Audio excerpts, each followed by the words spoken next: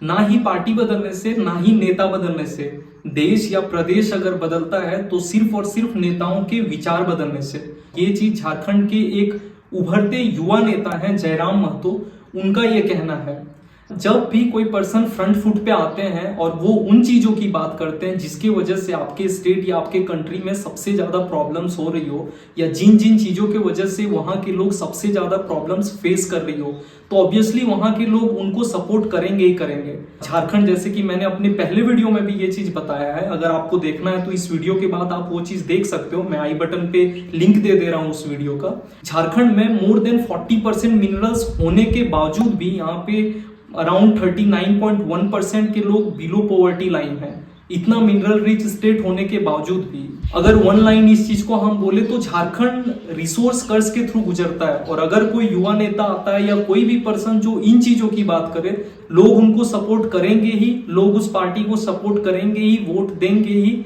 और लोग हमेशा चाहेंगे कि ऐसे लोग फ्रंट फुट पे आए और चीजों को लीड करें। जयराम महतो जो कि झारखंड के सेंसेशन 2022 के आसपास में बने, हालांकि कुछ मूवमेंट वो पहले से ही कर रहे थे, जिनमें से एक उनका मेजर मूवमेंट है 1932 खतियान, जिसको मैं ज्यादा डिटेल में एक्सप्लेन नहीं करूंगा, बट मोटे मोटे तौर पे 1932 खतियान ये कहता है कि अगर आपके पास 1932 के सर्वे में आप रजिस्टर्ड हो तभी आप झारखंड के मूल निवासी कहे जाओगे। और उनका ये लागू करने के पीछे एक मकसद ये थी कि यहाँ के लोगों को, जो झारखंड के मूल निवासी हैं, वहां के लोगों को प्रिफरेंस मिला जाए आइदर जॉब में और भी जितने भी गवर्नमेंट फैसिलिटीज है और भी चीजों में। तो उस चीज के वजह से जयराम महतो जी को काफी ज्यादा बूस्ट मिला और उसके बाद से फिर वो लगातार काफी चीजों के बारे में बात करते गए। इनका कहना है कि झारखंड से भोजपुरी, मगही, अंगिका ये सब भाषाओं को हटा के यहाँ पे जो रीजनल भाषा है यहाँ का, जैसे खोटा हो गया, कुड़माली हो गया, इन सब भाषाओं पे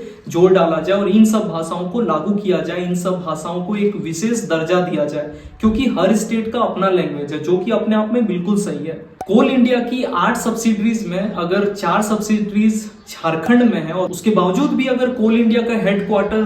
झारखंड में ना होकर वेस्ट बंगाल में हो, कोलकाता में, और अगर कोई लड़का इस चीज के बारे में बात करता है अपने एग्रेशन से, अपने पैशन से, अपने एक अलग अंदाज से, तो जहाँ पे गवर्नमेंट के काफी ऐसे लूपहोल्स हैं, जिनमें से एक मेजर प्रॉब्लम झारखंड में एग्जाम्स है कि कोई भी गवर्नमेंट एग्जाम प्रॉपर्ली होता नहीं है। पिछले 24 सालों में झारखंड में सिर्फ 13 एग्जाम हुए हैं अगर जेपीएससी की मैं बात करूं तो, और उनमें से एक भी ऐसा एग्जाम नहीं है जिसका कि कोई भी केस कोर्ट तक ना पहुंचा हो। तो जब कोई नेता आता है और इन चीजों की बात करता है कि मैं इसके पीछे एक प्रॉपर टीम बनाऊंगा, इसके पीछे एक प्रॉपर हमारा मोडस ऑपरेंडी रहेगा, किस तरह से हम चीजों को एग्जीक्यूट करेंगे, तो ऑब्वियसली लोग उनको पसंद करेंगे ही करेंगे। सबसे बड़ी बात यह है कि जब कोई युवा नेता आता है जो उन चीजों की बात करे जो आपके और मेरे मन में चल रहा हो, बट ना ही हम बस आपस में ही बात करके उस चीज को रह जाते हो कि ये चीज सही नहीं हो रही है, इस चीज के पीछे सरकार को कुछ करना चाहिए, ये चीज बिल्कुल गलत हो रही है। और हमारे ही बीच में से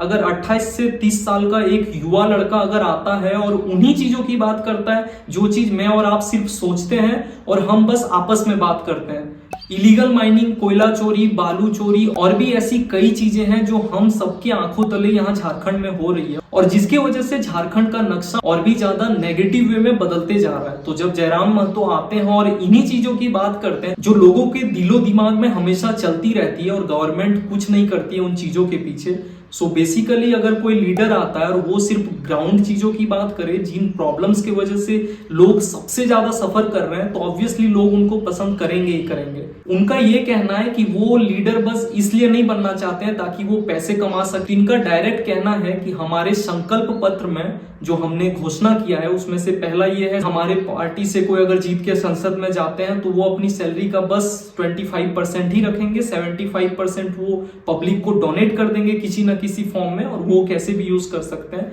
और सेकेंड जो मेजर चीज है उसमें जयराम महतो जी का ये कहना है कि वो अपने क्षेत्र के बाहर कभी भी कोई भी जमीन या कोई भी वैसी वैल्यूएबल चीज वो नहीं परचेज करेंगे। अपने किए गए प्रॉमिस पे आगे ये कितने खरे उतरते हैं ये तो हमें टाइम के साथ पता चलेगा। और बात रही इनके एग्रेशन की, तो ये कितनी सही है कितनी गलत है ये आप खुद डिसाइड कर सकते हो।